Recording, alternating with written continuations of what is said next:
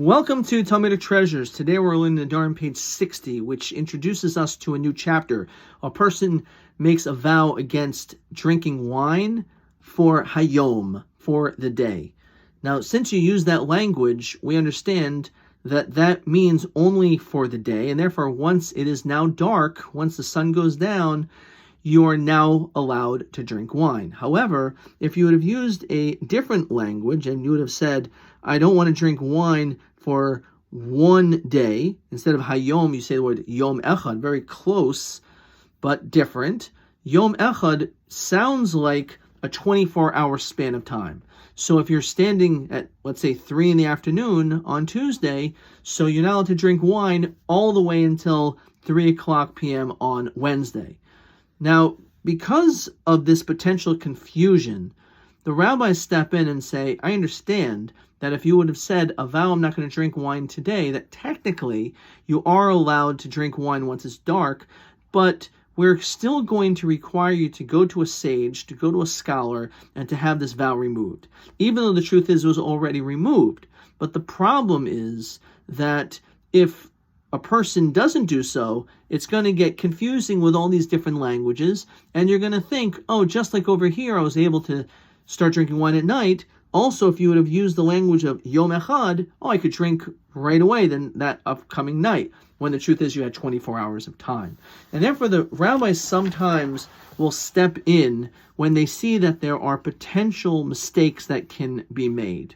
Now, does that mean that the rabbis will just constantly be building fences, so to speak, and constantly concerned about any remote possibility of a person stumbling and making a mistake, and therefore making many other things forbidden?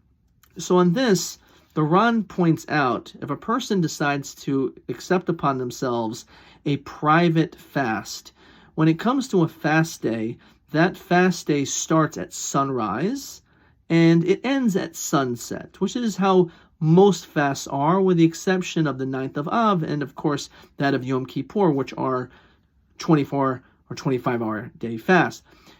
However, when it comes to a basic fast, if a person, for whatever reason, wants to accept them upon themselves, a private fast, so as soon as it's nighttime, they're allowed to eat. So in this, the Ran asks, why don't the rabbis step in and make a decree over there as well?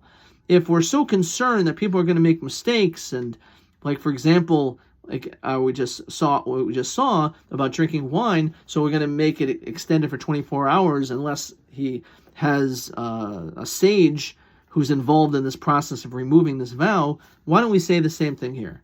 So the Ran gives two answers. So the Ran gives one, then a second approach of the Rashba. The Ran says that we don't have to get confused, because when it comes to a fast, the laws are so much different than when it comes to a vow. It's true, a vow, you're not drinking wine, but it's not the same thing as someone who's fasting that can't eat or can't drink anything. The laws are completely different. And therefore, there's no need to be concerned that a person is going to get confused, that just like when it comes to a fast day, which most people know ends at sunset once it's dark, so too, all of a sudden you're going to think the same thing is about by vows. No, they're two totally separate things. And therefore, there's no need to make any decrees or any concerns or worries. According to the opinion of the Rashba, he says another reason. He says, when it comes to a fast day, the whole day is forbidden. It starts at sunrise, and it continues the whole day. However, if you're standing again at 2 in the afternoon, and you say, okay, I'm not going to drink wine for one day, so it's, again, not comparable, because up until that point, you were allowed to drink wine the whole morning until you made that declaration at 2 in the afternoon. So because of that, it is not comparable. But we see from here a very important concept, that even though we often hear that in addition to the 613 commandments, there are many laws which are rabbinic enactments because of decrees that the rabbis are concerned you may stumble and make mistakes and violate biblical law, they don't just haphazardly do this and constantly make laws to make everyone difficult, make everyone's life hard, but rather it's only when they honestly feel that the mistake is a legitimate possible mistake. However, if it's something in which will not be a necessary mistake, they won't make the decree.